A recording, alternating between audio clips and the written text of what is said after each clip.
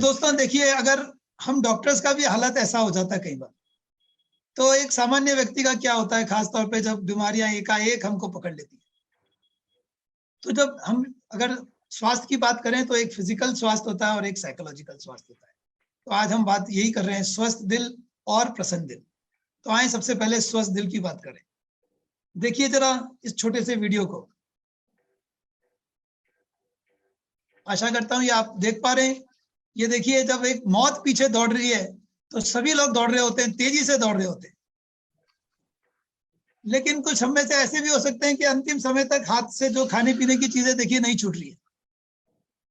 मुझे विश्वास है इंदौरी भी ऐसे ही होते हैं, जबलपुर में भी यही हाल है, सब जगह यार। देखिए जरा, मौत पीछे दौड़ रही है लेकिन बंदा अभी भी खाने पीने की चीजें नहीं छोड़ पा रहा है। आपको क्या लगता है दोस्तों, वो बच गया? बताएं, you think he survive? Oh no. ये देखिए, ये शारीरिक स्वास्थ्य अगर आपका ठीक नहीं हो तो फिर गड़बड़ हो जाती है। चलिए तो बात करते हैं, ये हमारा दिल है दोस्तों, और ये दिल जो है आप देख सकते हैं कि इस तरह का दिल होता है। ये पान के पत्ते की तरह बिल्कुल नहीं होता है। ये मैं उस बंदे को ढूंढ रहा हूँ, उषा जी की, ये वो कौन है जिसने पान का पत्ता बनाया। आज उस पान के पत्ते के दिल, तुम मेरे दिल में रहते हो, मैं तुम्हारे दिल में रहता हूँ, हम उस दिल की बात नहीं कर रहे हैं। आज इस दिल की बात कर रहे हैं जो मृत्यु तक हमारा पूरा साथ देता है और निरंतर धड़कता रहता है। इस पे ये जो आप नलियां देख रहे हैं 3-3, 4-4 मिलीमीटर की दोस्तों, इन्हीं नलियों में कुछ ब्लॉकेज हो जाती है, जिसकी वजह से हमें हार्ट अटैक हो सकता है। लेकिन सभी छाती के दर्द दिल से संबंधित नहीं भी होते, और मैं आपको आज ये बात बताना चाहता हूं कि ऐसे कौन से छाती के दर्द हो सकते हैं जो संभवतः दिल से संबंधित ना हो। ये भी जानना जरूरी दोस्तों की जरूरत से ज्यादा भी ना डरें। तो अगर छाती का एक छोटे भाग में, हाँ डॉक्टर साहब देखिए ना, थोड़ा ऊपर थोड़ा नीचे, दुखा दुखा, बस यही दुख, ये दिल से संबंधित नहीं होता। ठीक है दोस्तों, तो मेरे पास जितने मरीज आते हैं ओपीडी के अंदर, मैं आप विश्वास दिलाता हूँ आपको, करीब आधे मरीजों को दिल से संबंधित कोई रोग नहीं होता। और मजे की बात यह है कि जब उन्हें बता दिया जाए कि भाई आप ठीक हो और आपको दिल से संबंधित रोग नहीं है, विश्वास करिए अधिकतर लोगों का मूड खराब हो जाता है। अच्छा जी डॉक्टर साहब कुछ नहीं निकला, अरे खुश हो जाए। अगर हम आपसे कह रहे हैं कि आपको ये दिल, छाती का दर्द दिल से संबंधित नहीं है, तो आप प्रसन्न हो जाएं, भगवान को धन्यवाद दें, डांस करते हुए घर जाएं।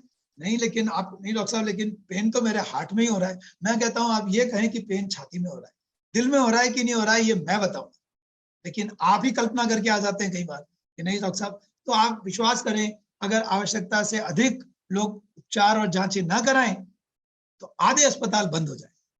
लेकिन कई बार हम बहुत डरे हुए होते हैं। और मजे की बात यह भी है कि कुछ ऐसे लोग भी होते हैं जिन्हें बीमारी है लेकिन वो घर में ही गैस समझ के बैठे, वो भी गलत है। अगर आपको पता करना है कि कौन सा छाती का दर्द दिल से संबंधित हो सकता है, तो उसमें एक मंत्र है, चलें और देखें। आज मैं कई मंत्र बताने वाला हूं आपको, उनमें से पहला मंत्र ये समझ लें, वॉक एंड वॉच, चलें और देखें। चलें और देखें का तात्पर्य यह है कि अगर आप 3 किलोमीटर करीब 40 मिनट में चल पाते हैं और रास्ते में छाती में दर्द की वजह से आपको रुकना नहीं पड़ता है, तो प्राय आप समझ लें कि आप ठीक है। हाँ दोस्तों, 3 kilometre in 40 minutes, if you can walk and you don't have to stop because of chest discomfort, I think by and large you are fine. अगर एकाएक किसी को तेज छाती में दर्द हो, पसीना आए, घबराहट हो, तो वो हृदयघात का लक्षण हो सकता है। और हृदयघात के वक्त सबसे तुरंत जांच की जरूरत है, ईसीजी। और सबसे अच्छा फर्स्ट एड क्या है? आप में से कोई विचार कर सके, बता सकता है कि बेस्ट फर्स्ट एड क्या है? बेस्ट फर्स्ट एड है दोस्तों डिस्प्रिन अथवा एस्प्रिन। हाँ दोस्तों, डिस्प्रिन अथवा एस्प्रिन की गोलियां जो हैं 150 मिलीग्राम की 2 अथवा 300 मिलीग्राम की 1, अगर हृदयघात के वक्त थोड़े मात्रा में पानी के साथ मरीज को दी जाए तो हृदयघात से होने वाली मृत्यु की संभावना 25% कम हो जाती है ना। गजब की बात। तो सूत्र नंबर 2 हो गया आज का कि अगर एकाएक किसी को हृदयघात हो तो best first aid is tablet Disprin. America में अमेरिकन हार्ट एसोसिएशन कहता है कि अगर किसी को हृदयघात हुआ हो तो उसको 10 मिनट के अंदर अंदर डिस्प्रिन की गोली दे देना चाहिए। 25% risk reduction in mortality just with a tablet of Disprin. हमको अपने ऑफिस में, स्कूल में या घरों पर डिस्प्रिन की गोली रखना चाहिए। लंबी फ्लाइट में जाएं, यहाँ से अमेरिका जाएं, ऑस्ट्रेलिया जाएं, तो आपको पता है कि पता नहीं वो फ्लाइट वाले उन्हें रखी है कि नहीं, आप अपने बैग में रखें, आपको नहीं तो आपके किसी सहयात्री के काम आ सकते। ये देखिए दोस्तों, जब हम नेपाल में थे तो एक 25 वर्षीय डॉक्टर को हार्ट अटैक हुआ, और ये जो आप इस तरफ देख रहे हैं बाईं तरफ, ये आर्टरी जो है 25 ईयर्स के डॉक्टर की 100% ब्लॉक्ड है यहाँ पे। ये राइट आर्टरी है जिसकी वजह से हृदयघात हुआ है, और ये इमरजेंसी एंजियोप्लास्टी करी जा सकती है ऐसे मरीजों की, और एंजियोप्लास्टी के बाद में पूरा जो नस है वो खुल गई है, क्लॉट डिसॉल्व हो गया है और हृदय का फंक्शन वापस नॉर्मल शुरू हो गया है। इसे इमरजेंसी उपचार कहा जाता है, इमरजेंसी एंजियोप्लास्टी, जो कि लाइफ सेविंग हो सकती है हृदयघात के वक्त। लेकिन आज मेरा उद्देश्य आपको हार्ट अटैक की ट्रीटमेंट के बारे में कम, बचाव के बारे में ज्यादा बताना है। तो ये है 4 मित्र हृदयघात के, और इनसे आपको बचना है। तो मुझे विश्वास है कि आप में से कोई भी तंबाकू का उपयोग नहीं करता है, आप मीठा बोलते हैं लेकिन आप अपनी शक्कर को कंट्रोल में रखते हैं, आप ब्लड प्रेशर को ठीक रखते हैं, 140/90 के ऊपर टच कर रहा है तो दवाइयां लेना जरूरी है, और अपना कोलेस्ट्रॉल का ध्यान रखते हैं। दोस्तों, अपने स्वास्थ्य को ठीक करने के लिए आप खुद मेहनत करें, फोटोशॉप करके अपनी पिक्चरों को तंदुरुस्त दिखाने का प्रयास ना करें। बेहतर है कि आप खुद प्रयास करें कि आप अच्छे दिखें। और कई बार मुझे ऐसा लगता है दोस्तों कि आपके डॉक्टर से भी ज्यादा शायद आपके दर्जी को पता है कि आपके स्वास्थ्य में प्रगति हो रही है कि दुर्गति हो रही है। तो आपका दर्जी जो आपका पेट का नाप लेता है वो आपके वजन से और बीएमआई से ज्यादा महत्वपूर्ण है, क्योंकि उससे पता पड़ता है पेट का घेरा कैसा जा रहा है, और वो भी एक बहुत ही महत्वपूर्ण जांच है आपकी। तो एक जांच तो मैंने आपको बताई वॉक एंड वॉच, दूसरी जांच है आपके पेट का घेरा। ये देखिए दोस्तों कि हमने पिछले 30 वर्षों में किस तरह की प्रगति करी है, व्यक्ति कैसा फूल गया और टीवी कैसा तंदुरुस्त हो गया। तो आए हम इस चीज का ध्यान रखें कि कहीं ऐसा ना हो कि ज्यादा टीवी देखते देखते हमारी तौंद निकलती चली जाए। आए तो खाने पीने के बारे में थोड़ी सी चर्चा करते हैं। मेरा आप सभी से प्रश्न है दोस्तों कि जीने के लिए खा रहे कि खाने के लिए जी रहे? बताइए, लिविंग टू ईट और ईटिंग टू लिव। अब अगर सपोज करें कि आप जबलपुर में हैं और दुबे साहब अगर किसी प्रोग्राम में एक टेबल पे 200 समोसे रख दें और एक टेबल पे 200 केले रख दें, आपको क्या लगता है प्रोग्राम के बाद पहले कौन सी टेबल पे सबसे ज्यादा लोग टूट पड़ेंगे? पहले समोसे पहले खत्म होंगे कि केले पहले खत्म होंगे? तो फिर बताएं कि हम जीने के लिए खा रहे हैं कि खाने के लिए जी रहे हैं? और दूसरा मेरा आपसे प्रश्न है दोस्तों कि हम कई बार दबाव में आके भी जरूरत से ज्यादा खा लेते हैं, और दबाव भी हम अपने घर वालों को इस तरह से देते हैं, मित्रों को इस तरह से देते हैं कि उनकी तबीयत खराब हो जाए। अब यहाँ पे जैसे उषा जी बैठी हैं, उषा जी आप यह बता सकती है कि क्या आपने आज तक अपने किसी जिया जी को अपने हाथ से ककड़ी खिलाई है? आपने सूप बना के पिलाया, जिया जी मेरे हाथ से सूप पियो? नहीं जिया जी आज तो मेरे हाथ से एक लड्डू खा ही लो। नहीं जिया जी आज तो बर्थडे पे आपको खाने। अरे आपके जिया जी खा खा के खुद में लड्डू हो गए, कितना खिलाओगे उनको? नहीं जिया जी मेरे हाथ से तो खाए। सासू माँ भी पीछे पड़ जाती है जवाइयों के, जवाई साहब आज तो खाना ही पड़ेगा, बस बाफला एक और खा लो। अरे जिसको आपने अपनी बेटी दी है, जिसको आपने अपनी बहन दी है, उसको खिला खिला के क्यों आप बीमारी देने का प्रयास करते हैं? हम अपने मित्रों को पीछे पड़ जाते हैं, हम अपने रिश्तेदारों के पीछे पड़ जाते हैं, नहीं साहब खाओ, नहीं साहब खाओ। अरे आपके घर का बना हुआ जो स्वादिष्ट है और जो स्वास्थ्य के लिए लाभदायक है वो खिलाइए आप, उसके लिए थोड़ा सा मनोहार कर लें चाहे तो। लेकिन बाहर की मिठाइयाँ, बाहर के नमकीन ये खिला खिला के आप अपनी। तो मेरा आप सभी से निवेदन है कि पहली बात तो जो खाएं घर का खाएं। आप में से कितने लोग घर का ही खाते हैं? बताएं। आप शायद सभी लोग कहना चाहेंगे कि हम घर का ही खाते हैं।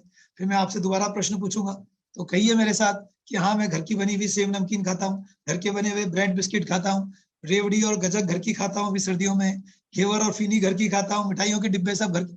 फिर क्यों कह रहे हैं कि घर का खाते? सब घरों के अंदर नमकीन बिस्किट ब्रेड ठूस ठूस के भर के रख देते हैं, बाहर की चीजें घर में लाके खाते हैं और कहते हैं घर का बना हुआ खाने। घर का बना हुआ, देखिए डाइट के बारे में जानिए। एक डाइट जो कि है सबके लिए राइट, खाने का सामान खेत से मंगाए, किचन में उसे पचाने योग्य बनाए, फैक्ट्री का सामान घर ना आए और घर का बना हुआ प्रसन्नता से खाएं। यही है यूनिवर्सल डाइट दोस्तों, जो कि है सबके लिए राइट। तो आप ध्यान रखिए, शक्कर भी खेत से नहीं आई है, दूध भी खेत से नहीं आया। तो इन सब, मैं वीगन हूं और मैं चाहता हूं कि जितने वीगन आप लोग हो सकते हैं वो आपके स्वास्थ्य और प्रकृति के स्वास्थ्य के लिए भी उतना अच्छा है। तो मेरा आपसे निवेदन है कि किसी के प्रेशर में भी अब आप पार्टी वार्टी में जाएं, शादियों में जाएं, भोज में जाएं, पैसे तो चाहे जितना प्रयास करें न जाएं तो बेहतर, और जाना ही पड़े। जैसे अब दुबे साहब कहीं जा रहे हैं, मेरा आपसे निवेदन है मैं आप कि आप शायद घर का बना हुआ कुछ लंच बॉक्स लेके गए होंगे, गाड़ी में आप ले रहे होंगे, तो वो बहुत ही अच्छा है। नहीं तो शादी पार्टी में जाए तो घर का खा के जाए, फिर लोग नाराज हो जाते हैं। घर का खा के जाए तो वहां लिफाफा काय का दे के आऊं? मैं कहता हूँ भैया वहां छोटा लिफाफा देगा, नहीं तो बाद में डॉक्टर को बड़ा लिफाफा देगा। तो मैं आपसे कहता हूं कि आप घर से खा के जाइए, खाली पेट किसी पार्टी में मत जाएं, वहां पे नमस्ते नमस्ते करिए, लिफाफा दीजिए, वापस घर।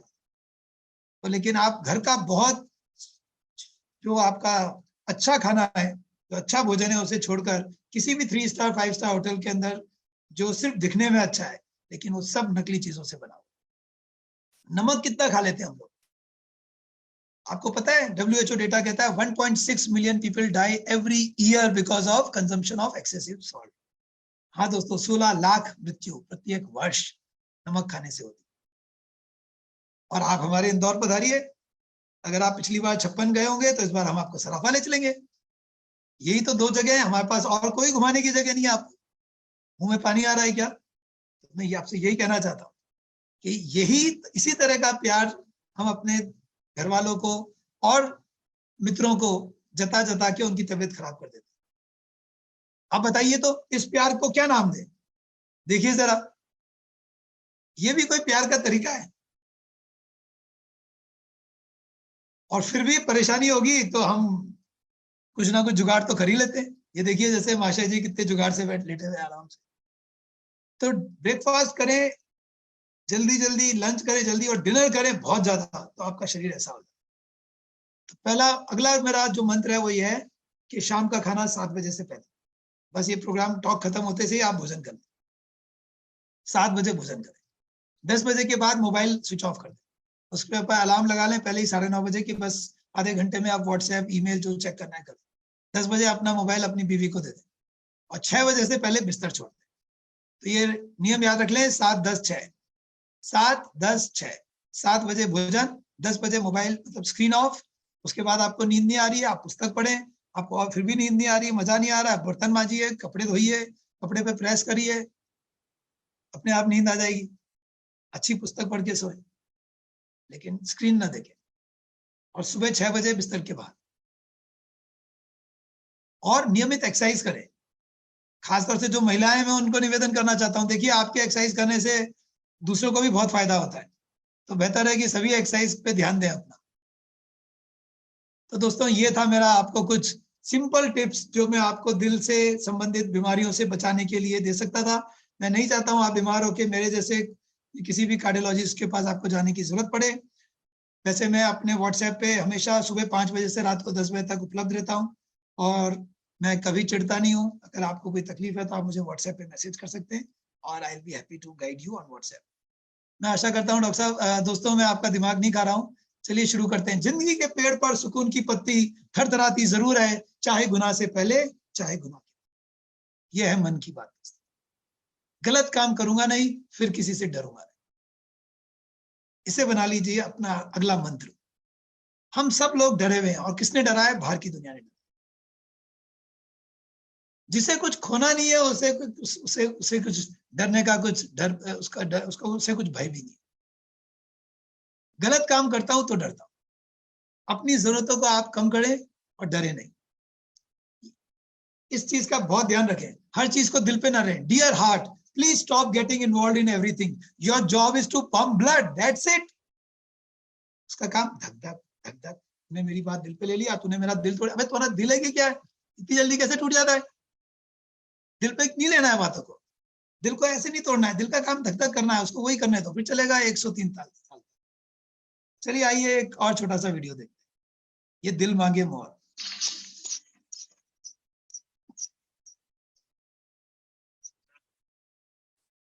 एक विशिंग वेल है, इसमें सिक्का फैले फेंके तो मन की मुराद पूरी हो जाती। ओ,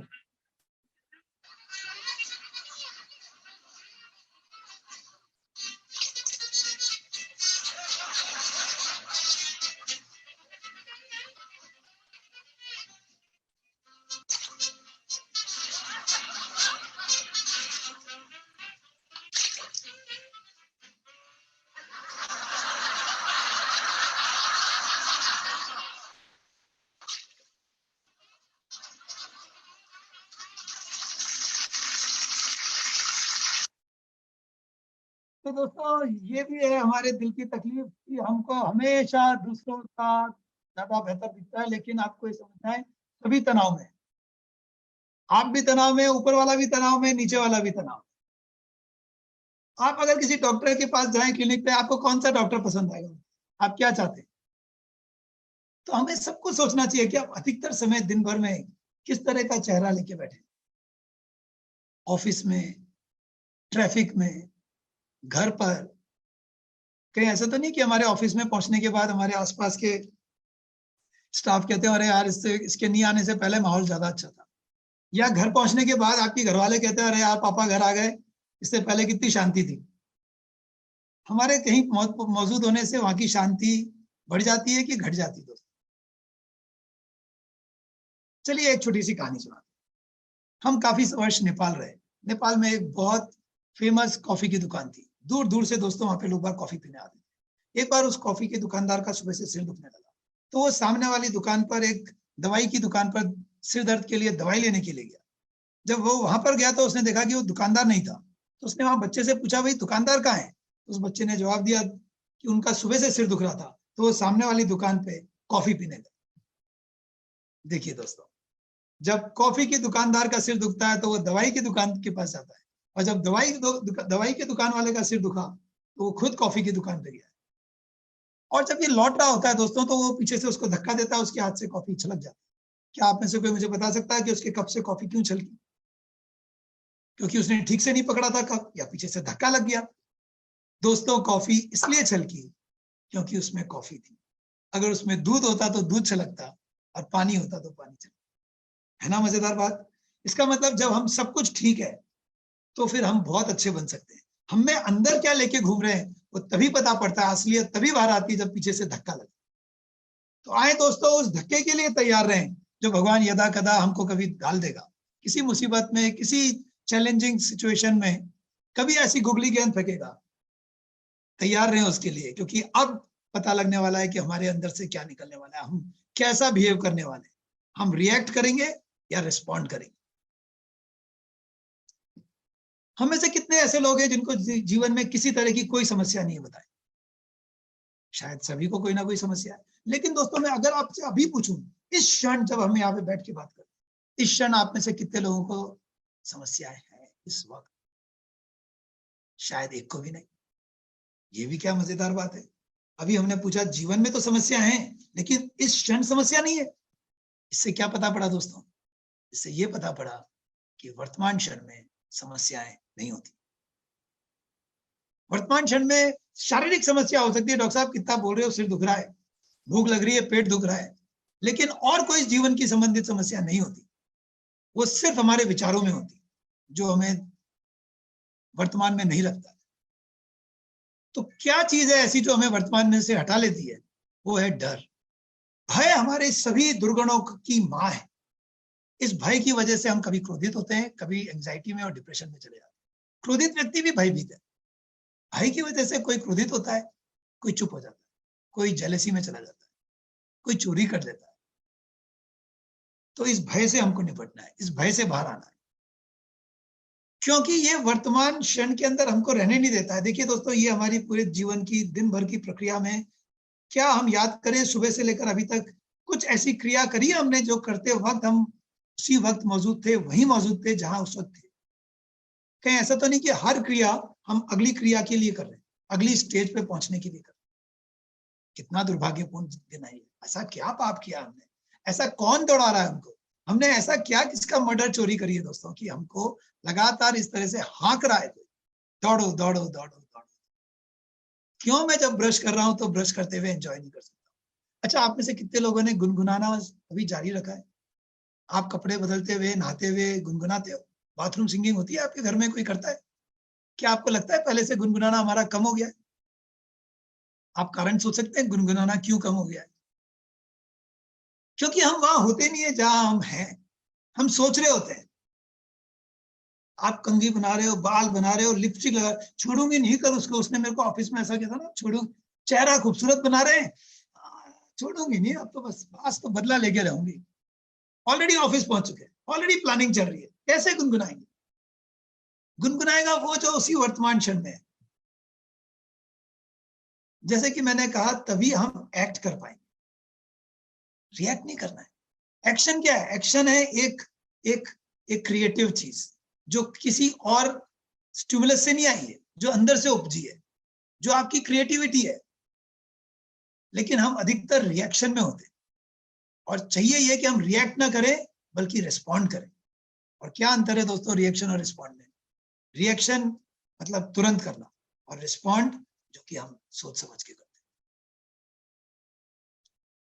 हैं। एक और छोटी सी बात बताता हूं, जिसे आप अधिकतर खुशियां समझते हैं, वो बड़ी सतही हो सकती है।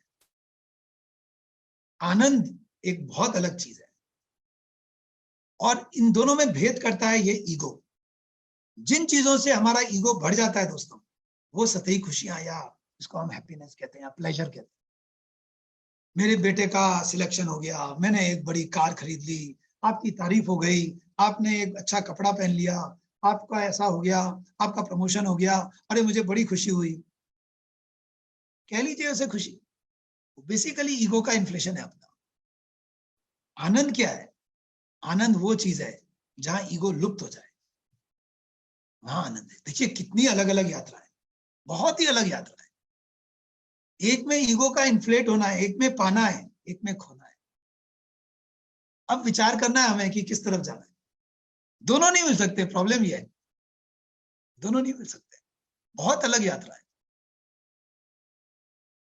तो देर सवेर हमें समझ में आना चाहिए कि बाहर की दुनिया उतनी महत्वपूर्ण, उतनी इंपॉर्टेंट, उतनी रियल, उतनी स्ट्रॉन्ग, उतनी चकाचौंध करने वाली नहीं है जितनी की दिखाई जाती।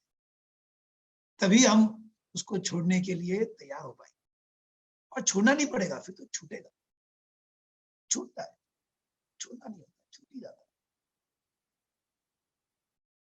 या तो आप कभी खुशी कभी गम, कभी खुशी कभी गम, कभी उसमें झूलते रहिए, और या फिर जहां गम और खुशी में फर्क न महसूस हो, मैं जिंदगी को उस मुकाम पे लाता चला गया, या वहां पहुंच जाइए। चॉइस अपनी, मैं गलत और सही नहीं कह रहा हूं, लेकिन बस यही है कि कहीं खुशी की राह पे हम हिंसा ना करने बैठे। समस्या बात हिंसा की आती है। मुझे खुशी से कोई कोई कोई वो नहीं है, लेकिन ये बात है कि आप अपनी खुशी की वजह से कहीं डायरेक्टली या इनडायरेक्टली किसी व्यक्ति या प्रकृति की हिंसा में तो नहीं लग गए। व्यक्ति की हिंसा छोड़ना आसान है, प्रकृति की हिंसा छोड़ना मुश्किल है, उस पर किसी और दिन चर्चा करें। तो अहिंसक तरीके से जो आप पाले, जिसमें आप पसंद रहे, वो ठीक है। और एक बात समझें कि हमारी थिंकिंग, ये जो दिमाग है, ये हमारा औजार था, हम उसके अब गुलाम हो गए। Thinking has become a disease. In fact as a heart specialist I can tell you more people suffer from thought attacks than heart attacks. हृदयघात से ज्यादा विचाराघात। Most of our thoughts are repetitive, useless and compulsive. ये एक हमने Ted talk दिया दोस्तों, ये आप देख सकते हैं यूट्यूब पर, बैलेंस शीट ऑफ लाइफ, जिसमें एक तरफ असेट्स, एक तरफ लाइबिलिटीज। हमने जीवन से लिया किया और दिया किया, और जीवन से मेरा मतलब पृथ्वी से। कुछ पुस्तकें हैं जो आप देख सकते हैं। अगर ये जो स्वस्थ जीवन शैली वाला है, इसका तो मेरे पास पीडीएफ भी है, ये मैं आपको भेज भी सकता हूँ। अब आखिरी की कुछ स्लाइड दोस्तों, फिर आपके कुछ प्रश्न होंगे तो लेता हूँ। पहली बात ये समझ लें, जीवन एक लीला है। हमने अपने पिताजी से सीखा है, उन्हीं के साथ में रहता हूँ। वो अभी 87 वर्ष के हैं। उन्होंने पुनर्जन्म पर पिछले 60 वर्षों से रिसर्च करी है। वो पीएचडी है, दुनिया के कुछ 3-4 पीएचडी हैं जिन्होंने रीइंकार्नेशन पर पीएचडी किया है जयपुर यूनिवर्सिटी से। और उन्होंने कई किताबें लिखी हैं, उन्होंने डिस्कवरी चैनल पे उसका वर्क है, और मैं उनसे रोज चीजें सीखता रहता हूँ। और वो जीवन को कहते हैं लीला। लीला का अंग्रेजी में कोई शब्द नहीं है, इसलिए उसको आप कह सकते हैं डिवाइन ड्रामा। तो उसको इतना सीरियसली नहीं लेना। ये जो बालक दिख रहा है आपको छोटा सा, प्रयास करें कि हम ऐसे सीरियसली ना लें। After all to me it's all a time pass. Trust me, it's all a time pass. उतना सीरियस कोई चीज है नहीं जितना हम मान लेते हैं। इनफैक्ट हम ही अपने आप को इतना सीरियसली ले रहे होते हैं, और दूसरा तो कोई ले भी नहीं रहा होता है। और शायद हमारी समस्या भी यही होती है अधिकतर, कि कोई हमें सीरियसली नहीं ले रहा। पर इतनी सीरियस बात कुछ है भी नहीं। आप विचार करें, इतना बड़ा ब्रह्मांड, इतने सारे तारे, इतने सारे ग्रह, इतनी बड़ी पृथ्वी, फिर एक छोटा सा हमारा शहर, फिर एक छोटा सा हमारा मकान, उसमें छोटे से हम, और हमारी इतनी बड़ी ईगो। ये तो एक मन की कल्पना ही होगी। और दोस्तों, अब जब ये टॉक खत्म करने के बाद हम दुनिया से मिले, अब हम जब बाहर जाएं, किसी से मुलाकात करें, तो इन 3 चीजों को ध्यान रखें। पहला, हिंसा न करें। पहला, अभी का अभी आप सब लोग इस चीज को हम तय कर लें, आई वोंट हर्ट एनीवन, है ना दोस्तों? क्योंकि हमारा कोई इंटेंशन नहीं किसी को हर्ट करने का, फिर भी विश्वास करें हम बहुत हर्ट कर रहे होते।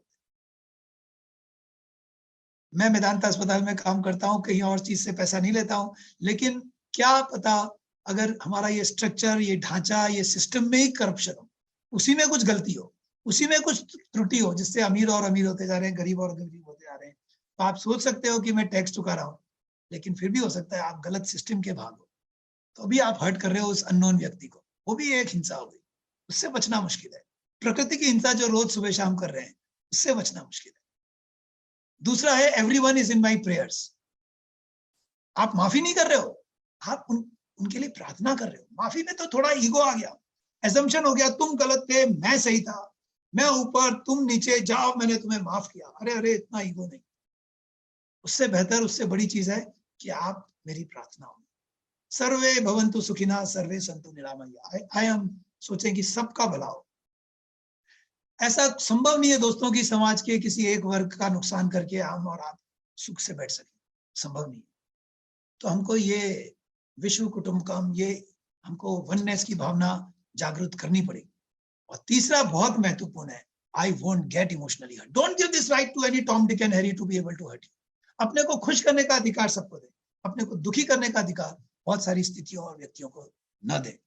क्योंकि जब आप खुद हर्ट हो जाएंगे तो फिर आप किसी ना किसी की हिंसा कर ही बैठे। वही अहिंसक हो सकता है दोस्तों जो खुद हर्ट ना हुआ हो। अगर आप प्रसन्न है, संभव नहीं है कि आप किसी को चोट पहुंचा सके, बिल्कुल संभव नहीं। तो एक प्रसन्न व्यक्ति ऐसा हो सकता है, और चोट खाने के बाद तो डायरेक्टली इनडायरेक्टली कहीं ना कहीं बात निकालेंगे। तो इसलिए बहुत जरूरी है कि हम खुद अंदर से इंटैक्ट रहें। और हमें हर्ट होने जैसी चीज है क्या दोस्तों? ये सोचिए, ऐसी क्या चीज है मुझमें जो हर्ट हो सकती है? सिर्फ एक ही चीज है, और वो है मेरा अहम, मेरा ईगो। उसके अलावा मेरे अंदर और कुछ नहीं है जो हर्ट हो सकता है।